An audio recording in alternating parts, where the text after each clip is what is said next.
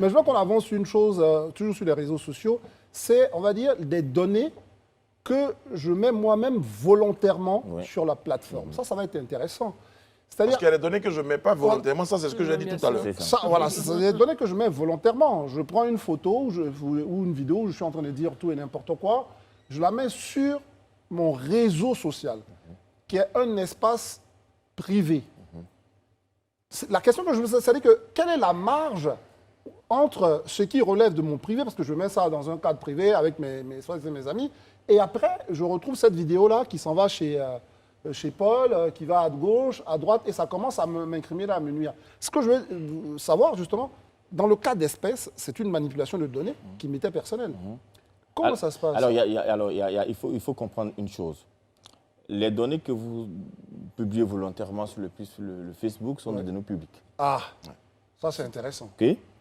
Maintenant, pour qu'elles constituent, pour certaines données, des données privées, vous avez la possibilité, lorsque vous vous inscrivez, de rentrer dans les paramètres pour cocher la confidentialité des informations ou l'accès aux informations que vous publiez. Très bien. Si vous ne cochez pas ces paramètres-là, votre espace privé rentre dans le public. En fait, tu donnes l'autorisation que c'est public. Voilà. Donc, vous pouvez avoir un espace privé dans un espace public dès lors que vous cochez dans les paramètres de gestion de vos données ce que vous voulez qu'il y ait.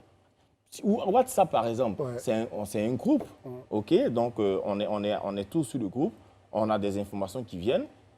Si on a créé un groupe, ça veut dire que quoi que ce soit public, ça veut dire qu'on crée un groupe privé. Donc, toutes les informations qui vont être publiées dans ce groupe doivent rester dans ce groupe. Privé. Ils doivent donc avoir une charte aujourd'hui de bonnes pratiques entre membres de ce groupe Facebook-là pour dire que si l'information sort de ce groupe, alors la personne qui l'aura fait... Voilà, même au-delà même du groupe privé, on parle de messagerie privée. On va s'arrêter aux messageries privées. Donc, WhatsApp, Telegram. Vous échangez avec une personne avec qui vous échangez des photos ou des vidéos, dépendant du caractère de ces différentes photos ou vidéos. Et il se trouve que cette personne, à un moment donné, qui a envie de peut-être se venger de vous, bien sans faire attention à divulguer une partie de votre conversation à quelqu'un, le met dans le domaine public sur les réseaux sociaux. Quelle est l'action à mener? Est-ce que c'est normal, de un, puisque c'est privé?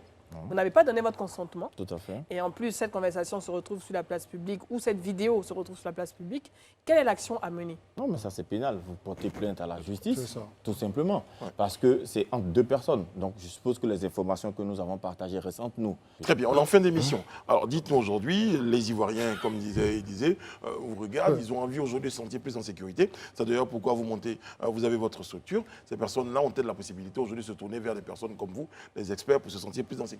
Est-ce que juste avant qu'il réponde à ça, il peut nous dire quel est l'état de notre protection publique? C'est-à-dire qu'en France, il y a la CNIL, et en Côte d'Ivoire, il y a la RTCI. Alors, il y a une direction au sein de la RTCI. Est-ce qu'on a un service vers qui on peut aller directement comme ça, comme la CNIL, pour dire, moi, je veux me plaindre parce que, justement, mes données sont chez l'autre chauffeur qui se balade avec... Il y a une direction de la protection des données à caractère personnel au sein de la RTCI qui fait office d'autorité de protection, comme la CNIL, qui est un cas d'école d'ailleurs en Côte d'Ivoire, vers qui ces personnes concernées-là peuvent se diriger pour porter plainte.